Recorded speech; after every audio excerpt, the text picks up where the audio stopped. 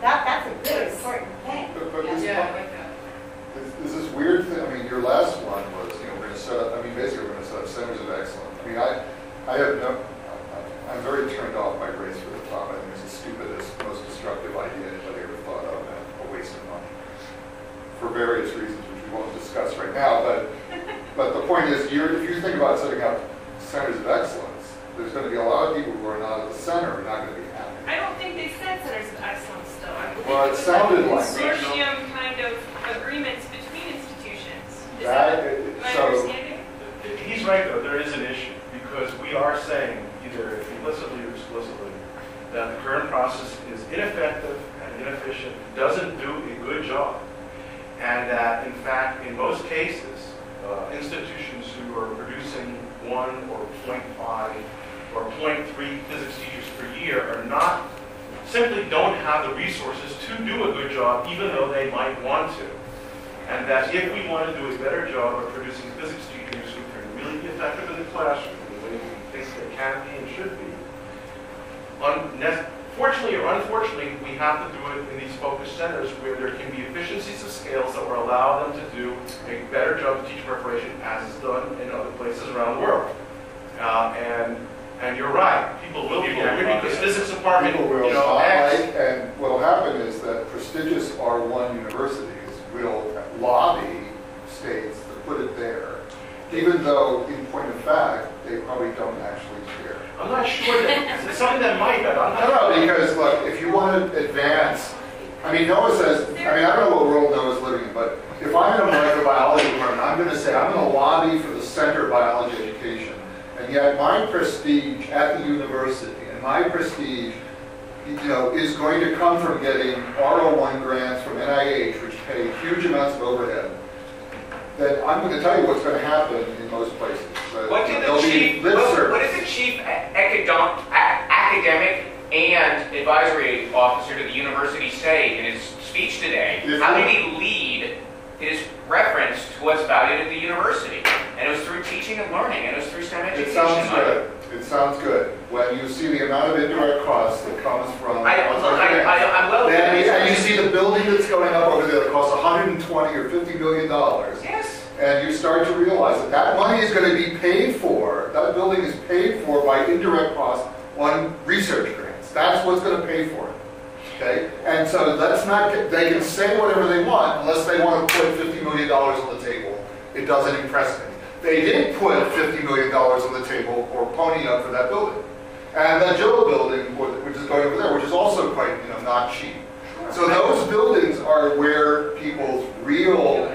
You're identifying challenges that exist here for us, but I'm just saying, let's be realistic. This is I love this idea. So your point being that powerful research universities are going to lobby for the center, whether or not they've got the capacity or ability or interest in actually pulling it off. I think that's a real concern. So you need to put into place ways of making sure that does not, that UNC is not automatically cut out from doing physics education because it I'm not sure to what extent it's true because most, in physics, most really research-intensive departments do not want to have much of a focus on teacher preparation.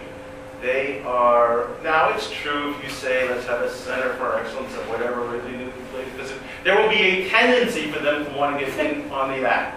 But there will be much less of a tendency for them to want to get in on teacher preparation than on, you know, nanophysics or, you know, the latest, you know. You could be right. It's very politically good for the people in the state, you know, to say we really care about education. But I think, but it is perhaps even more of an issue that you will have many smaller institutions, period. That, and they cut across. It's not simply small institutions, it's not simply research, teaching-oriented institutions. Many institutions are simply not going to be in position to be a direct component of these regional centers. And so then the question will be, they're going to say, are you saying we should not be producing physics teachers? And the answer we'd like to give is, yes, that's what we are saying. And I'm not sure how we can actually carry this out because what we really believe is you should send your candidates who are really interested in physics teaching elsewhere, and this goes to the research-intensive departments too. We would go to places like, some R1 research focused departments say, if you have people who want to become physics teachers, they'd be better off if you sent them off the road. If we tell Valerie she has to move to Fort Collins because CU Boulder is not running a physics education program, well, you're going to get some serious pushback. Yeah, well, so I don't know what let's not get into that. So this is a challenge, and let's leave it there as a challenge. Related to this, this sure echoes to me the Glenn Commission report from, I think, 2000 that argued for this. And at that time, they were arguing that this was $1 billion solution. They put a price tag on it. I think it was a $5 billion solution, but it was something remarkably tractable. They looked set up region centers of excellence around. It's not all that expensive. Just to do the physics is not all. It's not all that expensive. It's of the order of I don't know, $150 million. I thought it was less than that, but we have to go figure that out now, in fact. You know. So, well, I'm very interested. I'm going to go back to the questions that you never answered. I'll hold you to it some other time, which is to say, how is it that then this partners with other major initiatives or going on nationally? Maybe that's the answer. and that's part of what we're trying to do as we complete the report, which is what we've been working on for the last, 17 hours. And is to be as appealing as possible while still being forceful in our recommendations in trying to really bring about some level of change that is reasonable for physics specifically and more broadly for discipline-based educational research and really defining what we mean by that and why we care.